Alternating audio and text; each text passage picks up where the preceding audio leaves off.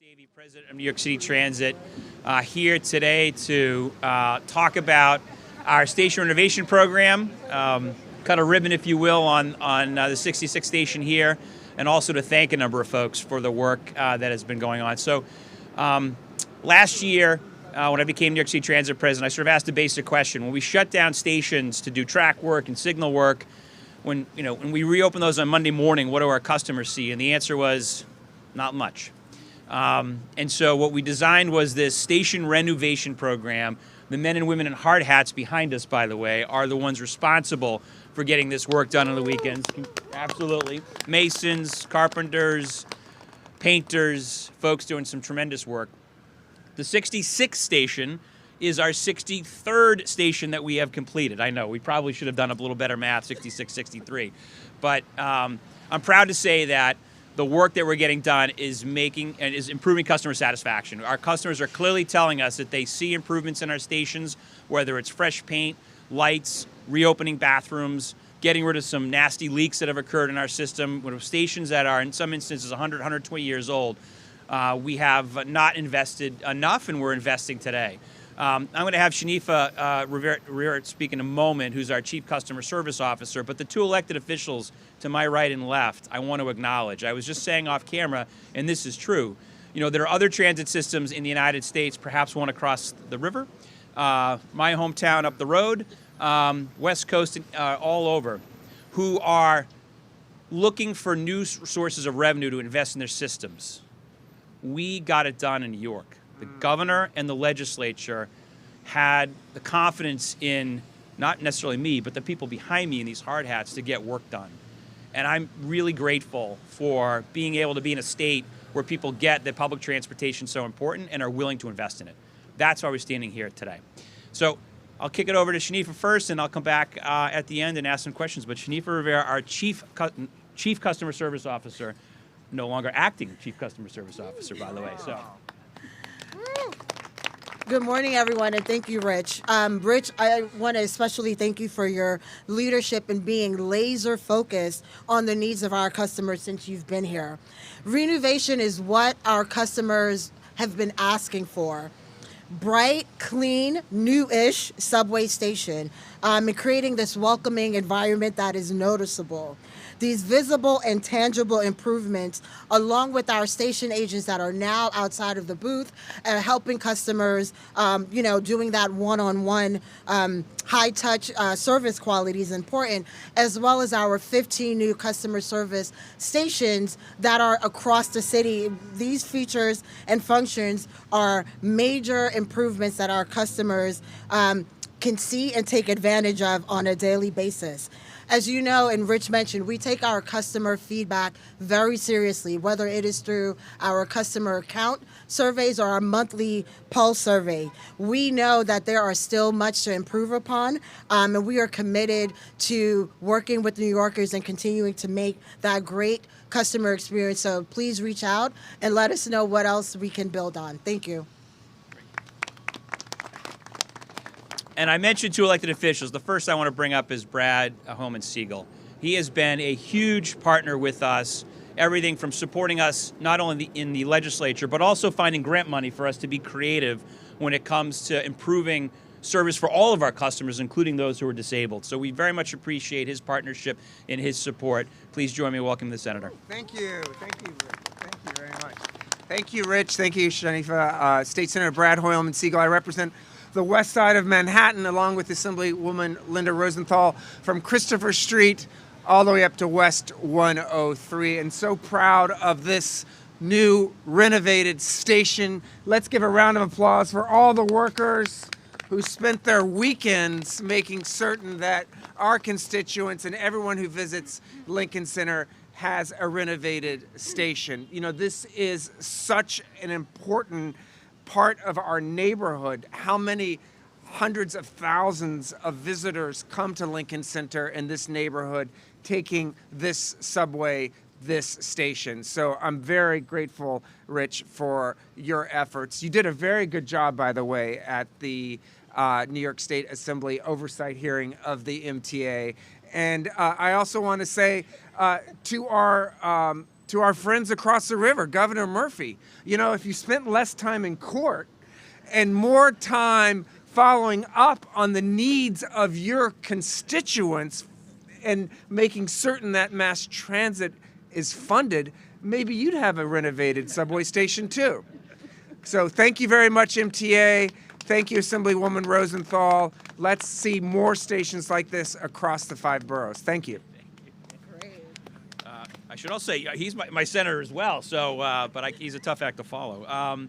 Assemblymember Rosenthal has also been a strong advocate for us in the Assembly. Again, not only looking after her constituents' needs in the district and making sure she's holding us accountable to improve, but also supporting everything we're doing for public transportation in this region. We are fortunate to have her here today with us and would ask her to say a few words. Assemblywoman, please. Thank you. Thank you so much.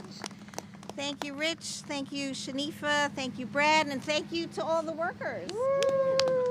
I mean, without you, we wouldn't be here today. And it's really heartening that you can be proud and we can celebrate your contributions to our city's infrastructure.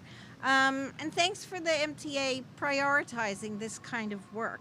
You know, as ridership continues to increase and even surpass pre-pandemic levels, it's important that the MTA and the state continue to invest in all aspects of our public transit infrastructure.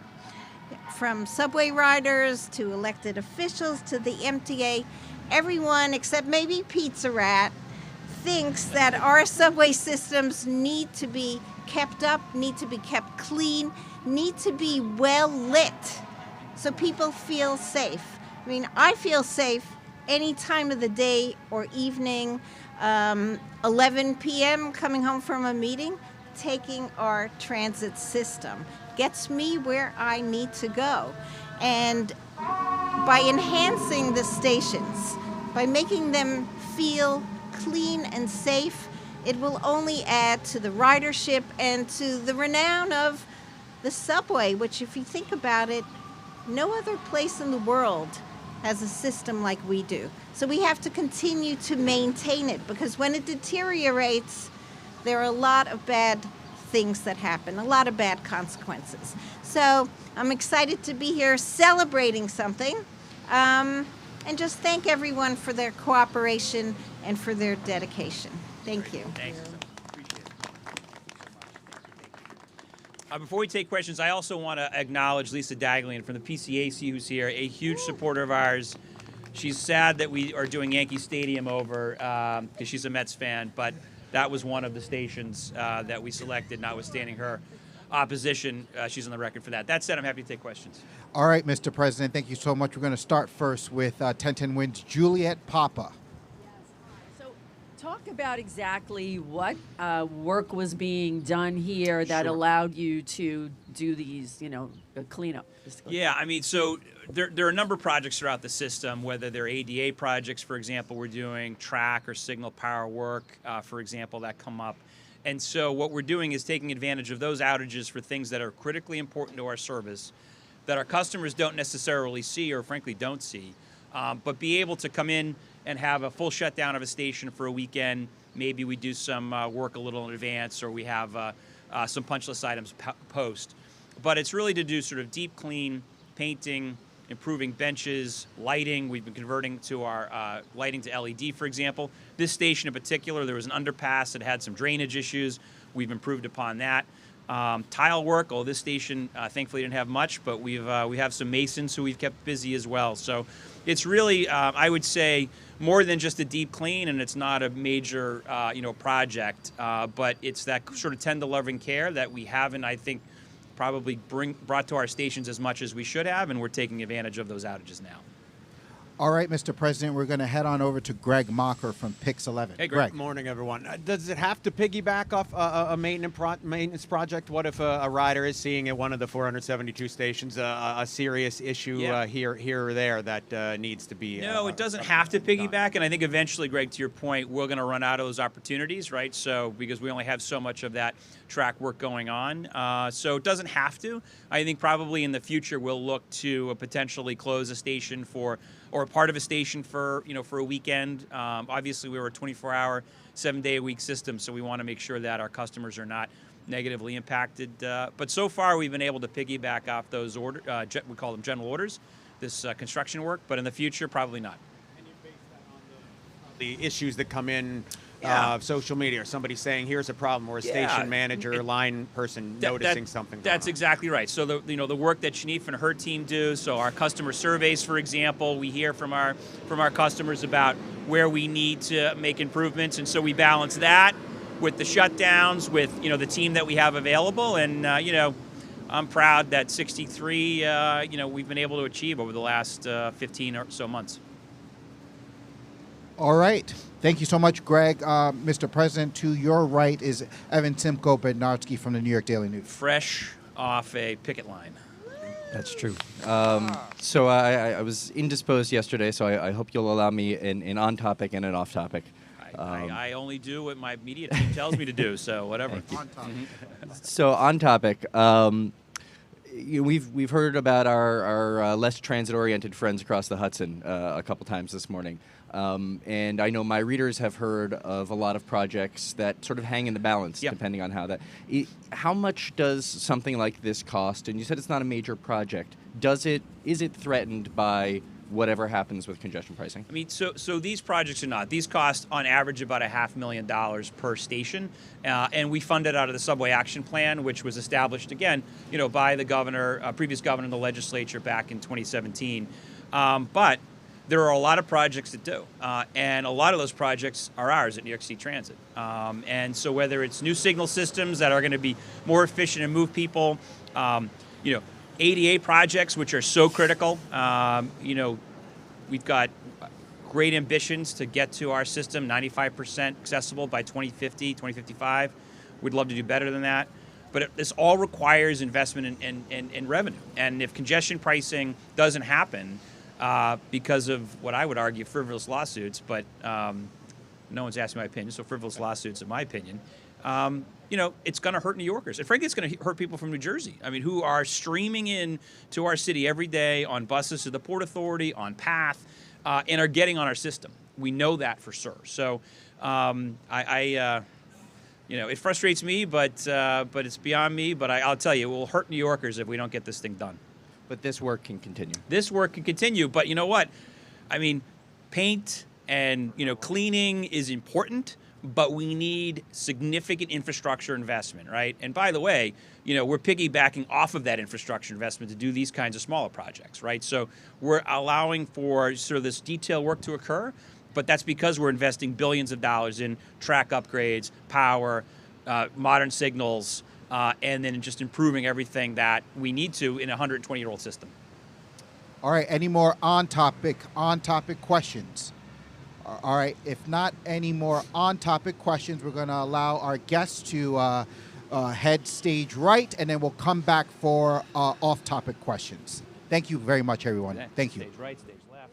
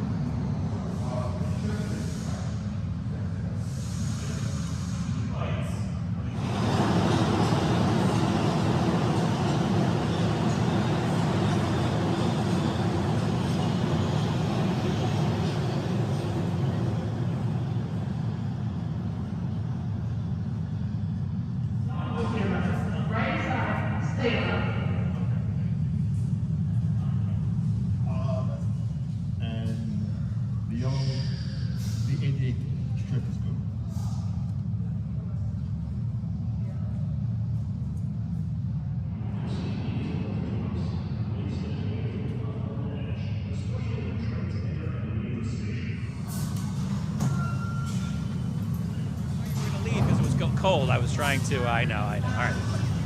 I tried. Yes. Hold, Yeah. hold on 1 second. 1 second.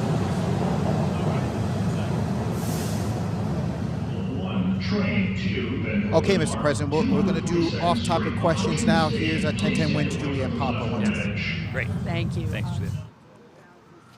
The accident with the city bus and pedestrian, I'm not really sure if you have details. Yeah, we don't have a lot of details yet, but as you said, a Q39 bus this morning hit a young woman either in the crosswalk or very close to the crosswalk. As I understand, she's at the hospital. I don't know her condition, so I'd refer you to the police for that. Obviously, we're going to investigate this. Our bus drivers are trained. We know that pedestrians and bicycles and scooters and to be aware of their surroundings. So I'm incredibly appreciative of the 10,000 bus operators we have every day moving this city. We'll obviously take a look to see what happened here, but no details yet as to why or how this could be prevented in the future. Had the light, he or she, the driver, had the light, or if there was any issue? We believe the driver had the light, and the driver, immediately stopped the bus. Certainly stopped the bus and remained on scene. I think that's about all I know at this point. Everything else would be speculation. But, we typically have cameras on buses. A lot of the probably businesses in the area might have cameras, so we'll look for that as well, and we'll cooperate with the investigation. But I just, on behalf of New York City Transit, express our concern for that pedestrian who was hurt, and, we're praying for her recovery. Okay, Mr. President, Evan Simko-Bednarski from the New York Daily News has an off-topic question. Evan. Thank you, Ray. So, Rich, again, forgive me, I was indisposed yesterday, but I know you are forgiven. It's okay. Thank you. Nothing to forgive. Based on the preliminary NTSB report yesterday, yes. Understanding again that is preliminary, yep. But what can transit do? What is transit doing to sort of do an audit of the backup communication systems, the handheld walkie-talkies, the things that are used in these sort of train moves? This is, from sources, folks I talked to, this is not the first time that there have been issues with them. I know, it's difficult to get radio transmission underground. What are you guys doing? Yeah, so, I'm not sure that is the conclusion, that there was some issue with the radios per se. I think if you look carefully at the facts, they talk about an error in communication. That could be human, that could be the radios themselves. We believe the radios are working. We tested them after. I also mentioned yesterday that, we make this kind of a move about a dozen times a week without any issue. That said, Evan, we are going to look at, not only the technology, could it be improved in the future, the move itself, or is there a different way to do it? And so, I just want to be clear that we're going to look not only at, the conduct of folks that occurred, but also what processes, practices, and procedures we have that could be tightened up. There is a policy in place that if communication is lost, the train is supposed to stop, as an example. Obviously, that didn't happen here, and we need to look into that. Is that a good enough policy to have in place? So, we've got some work to do, and appreciate the NTSB's initial factual findings. We'll continue to work with them over the months as they begin to draw, conclusions and recommendations. All right, Mr. President. Shanifa Riera, our new Chief Customer Officer, no longer acting. Okay. We are dismissed. Wonderful. Thank you. Thank you. Wonderful. Thank you, everybody. Thank you.